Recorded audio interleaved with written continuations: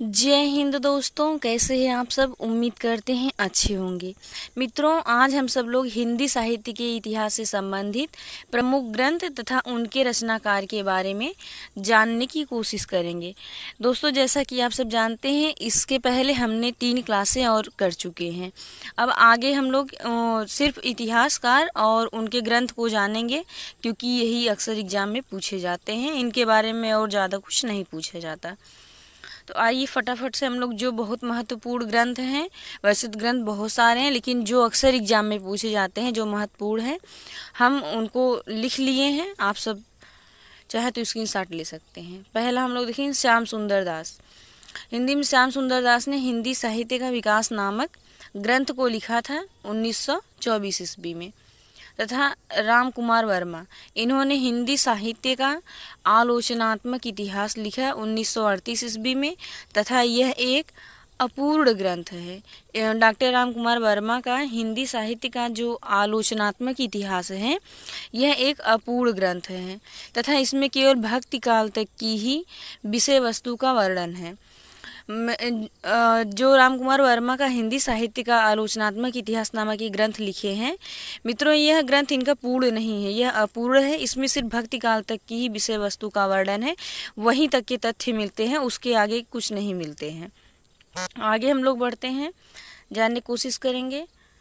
अगले हैं विश्वनाथ प्रसाद मिश्र। इन्होंने लिखा है वाङ्मय विमर्श 1944 ईस्वी में, और दूसरा लिखे हैं ये हिंदी साहित्य का अतीत 2 भाग में। और अगले राइटर हैं लक्ष्मी सागर वार्ष्णेय, हिंदुई साहित्य का इतिहास 1952 ईस्वी में। और उसके बाद ये हिंदुई साहित्य का इतिहास जो है, इनका अनुवाद किए हैं, वो ग्रंथ है गारसद तासी के ग्रंथ का। और दूसरा है हिंदी आधुनिक हिंदी साहित्य की भूमिका, और तीसरा है 20वीं शताब्दी हिंदी साहित्य नए संदर्भ। इसको आप लोग 2-3 बार पढ़ेंगे, स्क्रीनशॉट ले लीजिए, 2-3 बार देख लेंगे, याद हो जाएगा। गणपति चंद्र गुप्त, इन्होंने हिंदी साहित्य का वैज्ञानिक इतिहास लिखा है। गणपति चंद्र गुप्त हिंदी साहित्य का कौन सा वैज्ञानिक इतिहास लिखे हैं, कब? 1965 ईस्वी में। और राम स्वरूप चतुर्वेदी, साहित्य और संवेदना। राम स्वरूप, राम जी कैसे थे उनके बारे में थोड़ा सा याद करें।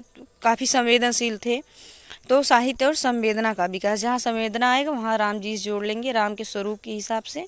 राम स्वरूप चतुर्वेदी, हिंदी साहित्य का संवेदना के इतिहास, कब? 1986 ईस्वी में लिखे थे। आगे हम लोग बढ़ते हैं, बच्चन सिंह। बच्चन सिंह क्या लिखे थे? हिंदी साहित्य का दूसरा इतिहास।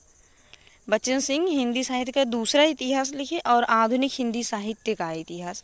एक आधुनिक इतिहास लिखे, एक दूसरा इतिहास लिखे। बच्चन सिंह क्या 2 लिखे, एक दूसरा, एक आधुनिक, 2 लिखे हैं। आगे बढ़ते हैं हम लोग, नामवर सिंह। डॉक्टर नामवर सिंह क्या लिखे हैं? आधुनिक हिंदी साहित्य की प्रवृत्तियाँ, हिंदी साहित्य की जो प्रवृत्तियाँ हैं उनके बारे में नामवर सिंह लिखते हैं।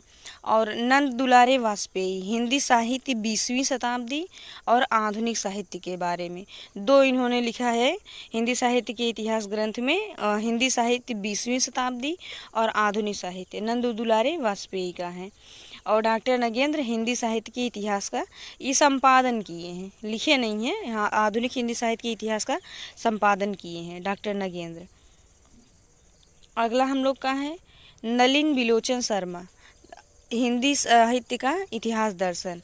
बिलोचन, नलिन बिलोचन, लोचन मतलब नेत्र होता है, देखना होता है, तो दर्शन, ये हम लोग ऐसे बैठा लेंगे कि बिलोचन, जो लोचन होता है, नेत्र होता है, वो दर्शन के काम में आता है।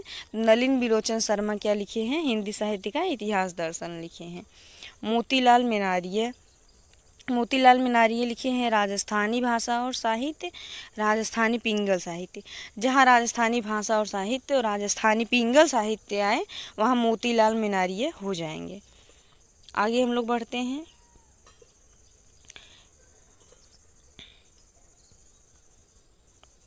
सुमन राजे। सुमन राजे ने लिखा है हिंदी साहित्य का आधा इतिहास। अब जहाँ आधा इतिहास हो वहाँ सुमन राजे। और नीलाभ, हिंदी साहित्य का मौखिक इतिहास। नीलाभ जो है मौखिक इतिहास लिखे हैं, और सुमन राजे आधा इतिहास लिखे हैं।